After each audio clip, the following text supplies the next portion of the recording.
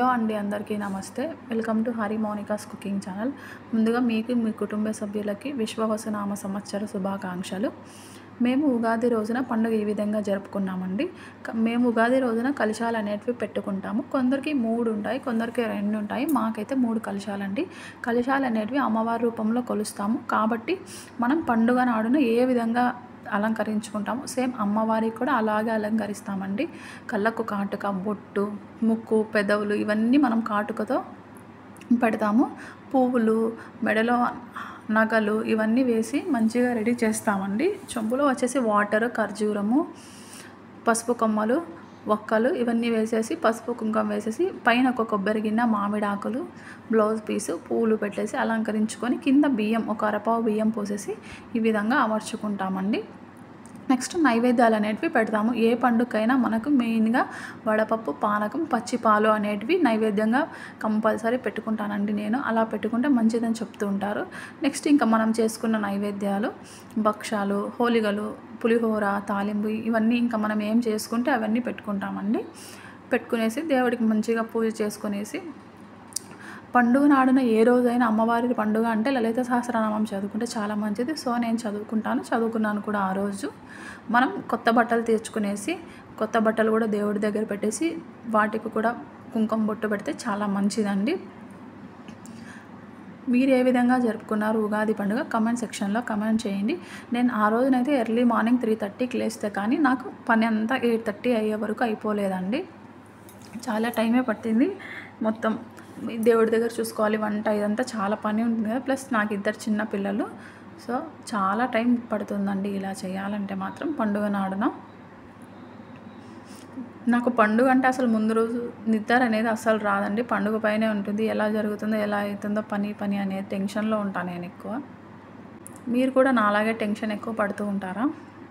మనం ఎప్పుడైనా పూజ చేసేటప్పుడు దేవుడు దీపాల వెలుగులో ఉండాలి కాబట్టి నేను లైట్స్ అన్నీ ఆఫ్ చేసేసి పూజ చేస్తానండి. సో ఉగాది రోజున కూడా లైట్స్ అన్నీ ఆఫ్ చేసేసి దేవుడు దీపాల వెలుగులోనే ఉండాలి కాబట్టి నేను ఈ విధంగా పూజ చేసుకున్నాను. ఉగాది రోజున మేము కలశాలు పెట్టుకుంటే మాత్రం కంపల్సరీ హోలిగలు చేస్తామండి. అవి కంపల్సరీ చేయాలి. పులిహోర లేదా చిత్రాన్నం ఇలాంటివన్నీ, లెమన్ రైస్ అంటారు, మా సైడ్ చిత్రాన్నం అంటారు, రాయలసీమ సైడ్. కంపల్సరీ చేసుకొని మేము పెడతామండి దేవుడికి.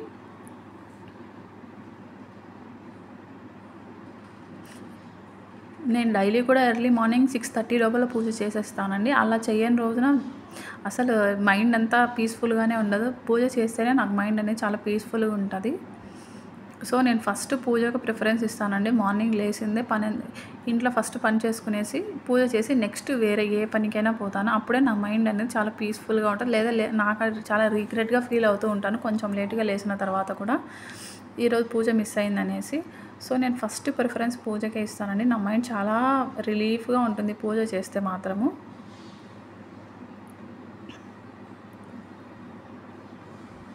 అందుకే నేను పండుగ రోజు కూడా ప్రశాంతంగా చేసుకోవాలి, పిల్లలు లేవకముందే చేసుకోవాలి అనేసి ఎర్లీ మార్నింగ్ లేచేసి వాళ్ళు లేచే లోపల నా పని అంతా పూర్తి చేసుకుంటానండి నేను. నెక్స్ట్ వాళ్ళని రెడీ చేసేసి ఇంక అందరం దేవుడి ముందర కూర్చుంటాము. పిల్లల్ని కూడా కూర్చోపెట్టుకుంటానండి నేను. వాళ్ళకు కూడా తెలియాలి కదా మన పద్ధతులు అనేటివి. నెక్స్ట్ వాళ్ళు ఎప్పుడైనా ఇంకా ఫ్యూచర్లో పెద్ద అయిన తర్వాత వాళ్ళు కూడా ఇలా చేసుకోవాలంటే మనం ఇప్పటి నుంచి చెప్తూ ఉంటే వాళ్ళకి తెలుస్తాయండి మన పద్ధతులు, మన సాంప్రదాయాలు అనేటివి.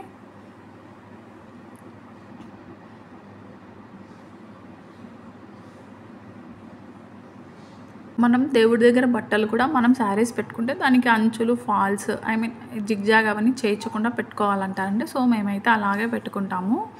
నెక్స్ట్ పిల్లలు బట్టలు, టవల్స్, ఒక పంచ ఇలాగ ఇంట్లో ఎంతమంది ఉంటే అంతమంది బట్టలు దేవుడి దగ్గర పెడతామండి మేము. మాకు ఉగాది అనేది చాలా పెద్ద ఫెస్టివల్ అండి. మాకు పెద్ద ఫెస్టివల్స్ వచ్చేసి ఉగాది, దసరా. మేము ఇవి చాలా బాగా జరుపుకుంటామండి. దసరా కూడా 10 రోజులు చాలా అంటే చాలా బాగా చేసుకుంటాము.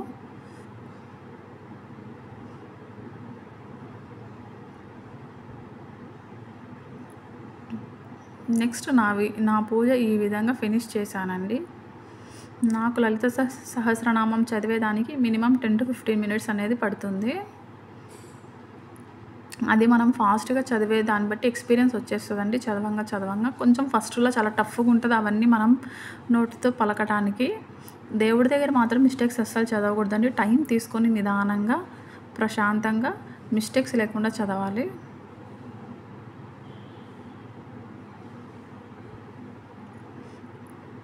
ఈ పూజ చేసుకున్నాక నాకు రోజంతా చాలా అంటే చాలా ప్రశాంతంగా ఉండిందండి. నెక్స్ట్ మా బాబు కూడా వచ్చి ముక్కొని వెళ్తున్నాడండి.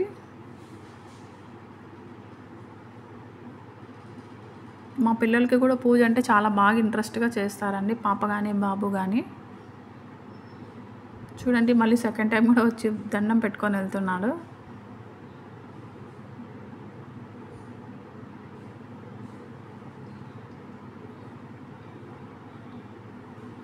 సో, మనం ఏం చేస్తే పిల్లలు కూడా అదే మనల్ని చూసి నేర్చుకుంటారండి. సో, మనకు చేతనైనంత పూజ చేసుకుంటే చాలా మంచిది. Thank you.